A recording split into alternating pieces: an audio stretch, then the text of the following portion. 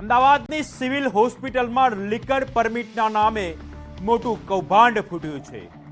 Permit renew કરાવવા આવતા અરજદારો પાસેથી ઓનલાઈન ફીના બદલે રોકડા રૂપિયા પડાવી ખિસ્સા ભરનાર ક્લાર્ક સહિત 3 શખ્સોને સાઈબાગ પોલીસે દબોચી લીધા છે।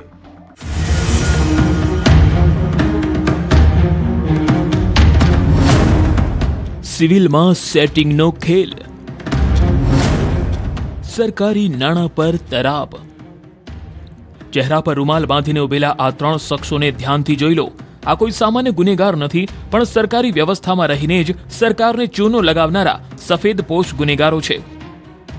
એશિયાની સૌથી મોટી સિવિલ હોસ્પિટલની લીકર પરમિટ ઓફિસમાં બેસીને આ ટોળકીએ ભ્રષ્ટાચારનું એવું નેટવર્ક ઊભું કર્યું કે જેનો ખુલાસો થતાં જ તબીબી આલમમાં સન્નાટો મચી ગયો છે। પરમિટ રિન્યુ કરાવવા આવતા લોકો પાસેથી આ ટોળકીએ ઓનલાઈન પેમેન્ટના બદલે રોકડા રૂપિયા સ્વીકાર્યા અને પછી એ નાણાં સરકારી તિજોરીમાં જમા કરાવવાના બદલે પોતાના ખિસ્સામાં ભરી લીધા। શાહીબાગ વિસ્તારમાં આવેલ અસારવા સિવિલ હોસ્પિટલ ખાતે જે લીકર પરમિટ શાખા છે, ત્યારે લીકર પરમિટ શાખામાં અરજદાર દ્વારા જ્યારે નવું પરમિટ મેળવવા માટે તથા પરમિટને રિન્યુ કરાવવા માટે ફી પેટે રકમ વસૂલ કરવામાં આવતી હોય છે અને આ રકમ નિયમ મુજબ બેંક અકાઉન્ટમાં, જે ઓફિશિયલ બેંક અકાઉન્ટ છે, એમાં ઓનલાઈન પેમેન્ટના માધ્યમથી સ્વીકારવાની હોય છે। 9 અરજદાર અને 1.80 લાખની ઉચાપત, રજિસ્ટરમાં એન્ટ્રી, બેંકમાં 0। આ કૌભાંડનો માસ્ટરમાઇન્ડ છે સિનિયર ક્લાર્ક કરસન વાઘેલા, જેની નીચે કામ કરતા આઉટસોર્સિંગના 2 કર્મચારી નવીન ચંદ્ર ડાભી અને વસંત નીનામા પણ આ પાપમાં ભાગીદાર બન્યા। આ ટોળકીએ માત્ર જાન્યુઆરી 2026 થી અત્યાર સુધીમાં 9 જેટલા અરજદારો પાસેથી 1,80,000 રૂપિયા પડાવી લીધા। રજિસ્ટરમાં તો એન્ટ્રી કરી દેવાતી, પણ જ્યારે બેંક સ્ટેટમેન્ટ તપાસાયું ત્યારે સત્ય સામે આવ્યું। ડોક્ટર જયંત સોલંકીના નિરીક્ષણ હેઠળ જ્યારે ઓડિટ થયું ત્યારે આખી માયાજાળ ખુલ્લી પડી ગઈ। કરસનસિંહ વાઘેલા અને આઉટસોર્સના 2 કર્મચારી નવીનચંદ્ર ડાભી તથા વસંતકુમાર નીનામા, આમના દ્વારા અરજદાર પાસેથી આ રકમ રોકડ પેટે લેવામાં આવેલ છે। કુલ 9 અરજદાર છે, જેમના પાસેથી રકમ 1,80,000ની રકમ રોકડ લેવામાં આવેલ છે, જે ઓફિશિયલ જે બેંક અકાઉન્ટ છે એમાં જમા કરવામાં આવેલ નથી અને પોતાના અંગત વપરાશ હેતુ પોતાની પાસે રાખી સરકારી નાણાંની ઉચાપત કરવામાં આવેલ છે। વર્ષો જૂનું છે પાપ, લીકર પરમિટનું કાળું સત્ય। સવાલ એ થાય કે શું આ કૌભાંડ માત્ર 2.5 લાખનું જ છે? શાહીબાગ પોલીસે હવે વર્ષ 2026ના શરૂઆતના મહિનાઓથી લઈને અગાઉના વાર્ષિક રેકોર્ડ પણ તપાસવાનું શરૂ કર્યું છે। પોલીસ એ પણ જાણવા મથે છે કે આ ક્લાર્ક અને આઉટસોર્સિંગ કર્મીઓ કોના ઇશારે આટલું મોટું કૌભાંડ આચરતા હતા? શું આમાં હોસ્પિટલના કોઈ મોટા માથાની પણ સંડોવણી છે? અત્યારે જે 1,80,000ની રકમ છે એનો સમયગાળો 1/1/2026 થી 17/3/2026 સુધીના રજિસ્ટરના આધારે ચેક કરેલ છે। આ સિવાય આની અગાઉના અને વાર્ષિક કેટલા અરજદાર અને કેટલા પેટે રોકડ રકમ લીધેલ છે અથવા તો જમા કરાવેલ નથી, એ રજિસ્ટર તથા એની જે બેંક અકાઉન્ટની ડિટેલ્સ છે એની સાથે મેચ કરી અને આગળની તપાસ હાથ ધરવામાં આવશે। હાલ તો આ 3 ભ્રષ્ટાચારીઓ જેલના સળિયા ગણી રહ્યા છે, પણ આ કૌભાંડે સરકારી તંત્રમાં ચાલતી પોલમપોલ પર મોટો પ્રશ્નાર્થ ચિહ્ન મૂકી દીધો છે। અમદાવાદથી ઋત્વિજ સોની, ન્યૂઝ 18 ગુજરાતી। રાજકોટમાં એક ડોક્ટરે જ બીજા ડોક્ટરના ક્લિનિકમાં સ્પાય કેમેરા ગોઠવી અંગત પળો કેદ કરી અને પછી શરૂ થયો 25 લાખની ખંડણીનો ખેલ। કેવી રીતે ખેલાયો ખેલ અને કયા મોટા માથાઓના નામ આવ્યા બહાર?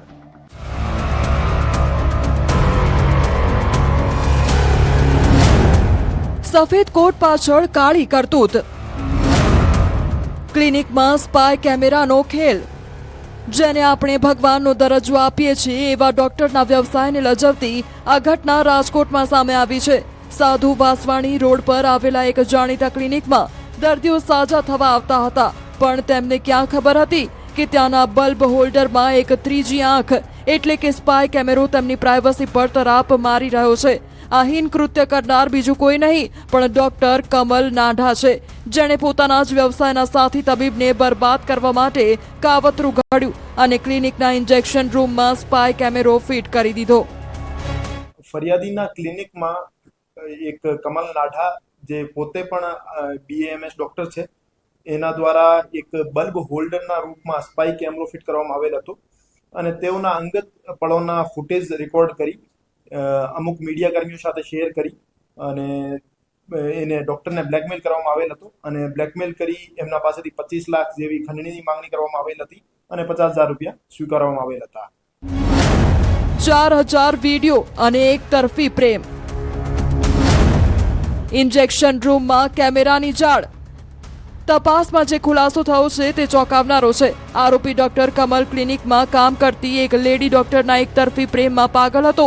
જ્યારે તેને ખબર પડી કે તે મહિલા ડોક્ટરના સંબંધ અન્ય પુરુષ તબીબ સાથે છે ત્યારે તેની નફરત, હવસ અને ખંડણીમાં બદલાઈ ગઈ. વર્ષ 2023થી તે સતત મેમરી કાર્ડ બદલાવીને વિડીયો ચોરતો રહ્યો.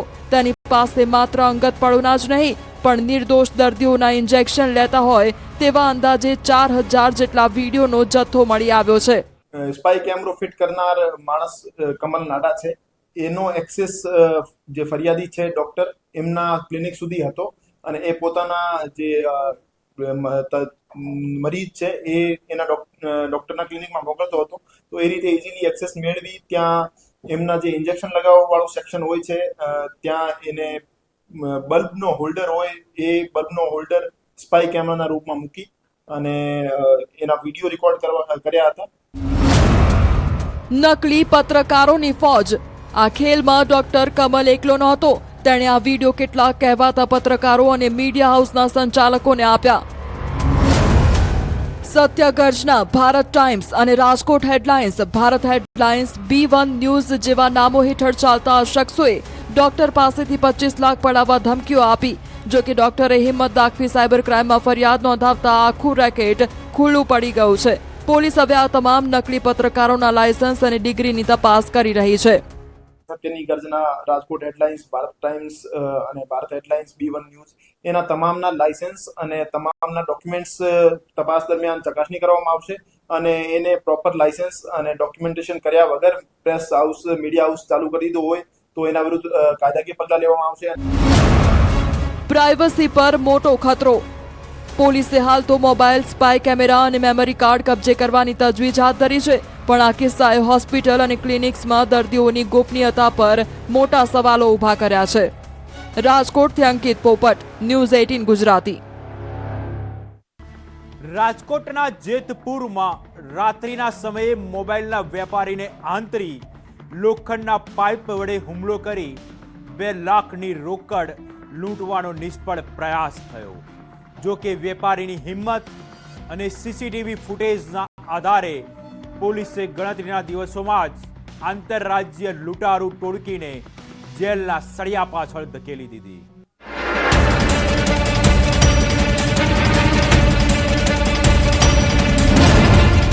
હાઈવે પર હિંમતનો વિજય. જેતપુર હાઈવે પર લૂંટનો પ્લાન. બુકાની ધારીઓનો ખૌફ. રાત્રિનો અંધકાર અને સુમસામ નેશનલ હાઈવે. જ્યારે એક વેપારી પોતાની મહેનતની કમાણી લઈને ઘરે જઈ રહ્યા હતા ત્યારે કાળા બુકાની બાંધેલા શિકારીઓ તક જોઈને બેઠા હતા. આ દ્રશ્યો છે જેતપુરના ધારેશ્વર GIDC વિસ્તારના, જ્યાં જય જલારામ મોબાઈલના માલિક ખુશાલભાઈ મહેતાને આંતરીને લોખંડના પાઇપ વડે હુમલો કરવામાં આવ્યો. લૂંટારુઓની નજર થેલામાં રહેલી 2 લાખની રોકડ પર હતી પણ તેમને ખબર નહોતી કે તેમની સામે એક હિંમતવાન વેપારી છે.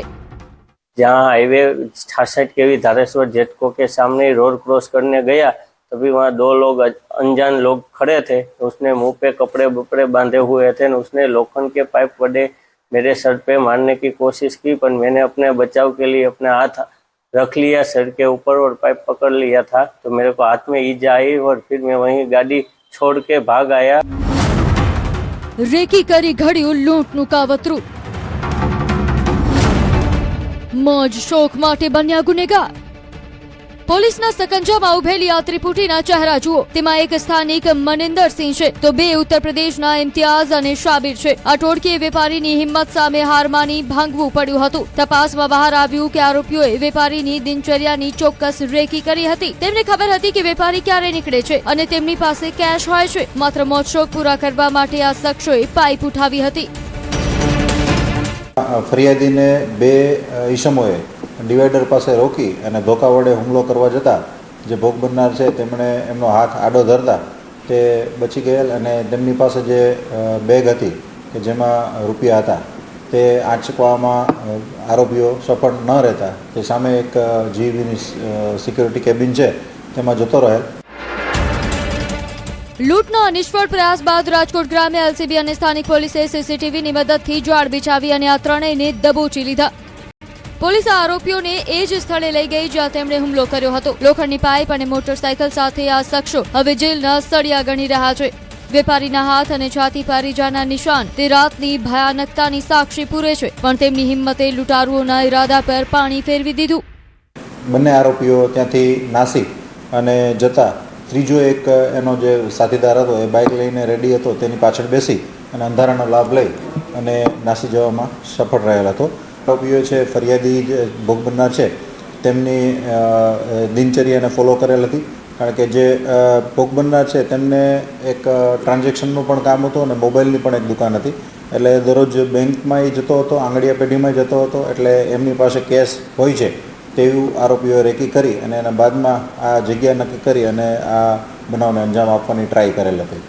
હાલ તો જેતપુર પોલીસે આ ત્રણેય આરોપીઓને જેલ ભેગા કરી આગળની કાર્યવાહી હાથ ધરી છે. આ ઘટના એવા ગુનેગારો માટે ચેતવણી છે જેઓ મહેનતની કમાણી પર તરાપ મારવાનું વિચારે છે.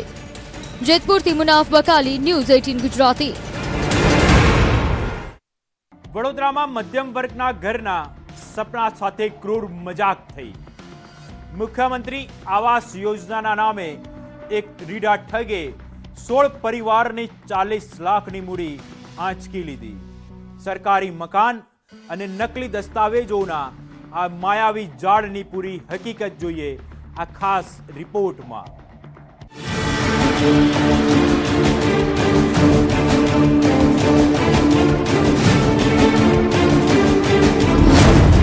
ડ્રીમ હોમ કે ડેડલી છેતરપિંડી? સપનાનું ઘર સપનું જ રહી ગયું. વડોદરાની ઝાંસી રેસિડેન્સી પ્રધાનમંત્રી આવાસ યોજનાનું આ એ જ બોર્ડ છે જે સેંકડો લોકો માટે આશાનું કેન્દ્ર હતું. પણ આ જ બોર્ડની આડમાં ખેલાયો છે છેતરપિંડીનો એક એવો ગંદો ખેલ જેણે 16 પરિવારોના પગ નીચેથી જમીન સરકાવી દીધી. હાથમાં એલોટમેન્ટ લેટર અને ચહેરા પર ઘર મળ્યાની ખુશી લઈને જ્યારે લોકો અહીં પહોંચ્યા ત્યારે ખબર પડી કે આ કાગળનો ટુકડો માત્ર એક ક્રાઇમની સ્ક્રિપ્ટ હતો. અકોટાનો હરીશ ચૌહાણ નામનો ભેજાબાજ લોકોની લાચારીનો શિકાર કરી રહ્યો હતો. હરીશભાઈ ચૌહાણે અમને છે ને તો ફ્લેટ અપાવવાનું કહી અને મારી પાસેથી અલગ અલગ એના નામે લાઇટ બિલના નામે ને બધાના નામે પેલા ફોર્મ ભરવાના ને રજિસ્ટર ફી ને બધું કરી લોનના ને લોન પાસ કરવાના લોનના દસ્તાવેજના કરી અને 2 ફ્લેટના મારી પાસેથી મારી પાસે લગભગ 8 લાખ રૂપિયાનું તો એને એ કર્યું છે. 16 પરિવાર 40 લાખની લૂંટ. આરોપી હરીશની મોડસ ઓપરેન્ડી કોઈ પ્રોફેશનલ ગુનેગારથી કમ નહોતી. તેણે વડોદરા કોર્પોરેશન અને એમજીવીસીએલની આબેહૂબ નકલી રસીદો બનાવી લોકોનો વિશ્વાસ જીત્યો. લાઇટ બિલથી લઈને દસ્તાવેજ સુધીની તમામ નકલી પ્રક્રિયા પૂર્ણ કરી તે લાખો રૂપિયા ઉઘરાવતો રહ્યો. પણ જ્યારે સત્યની કસોટી થઈ ત્યારે પાપનો ઘડો ફૂટી ગયો.